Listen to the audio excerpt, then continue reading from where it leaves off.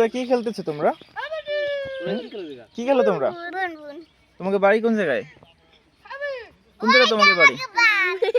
এই নাম কি? এই গ্রামের নাম কি? পাথর গ্রাম। আর তোমরা কি খেলতেছো এই জায়গা? এইদিকে আমরা রান্নাবাড়ি খেলছি। এই যে সামনে কি রাখছো তোমরা? সামনে আমাকে খাবার। খাবার কি কি খাবার? এই যে কি এটা কি খাবার? এটা কি খাবার? এটা লোক গোলমরিচ দিয়ে মাংস রাঁধছি, আর এটা বিরিয়ানি, এটা খিচুড়ি, আর এটা পোলাও, তাই খাও এইসব খাবার কি বিক্রি করো নাকি খাও তোমরা?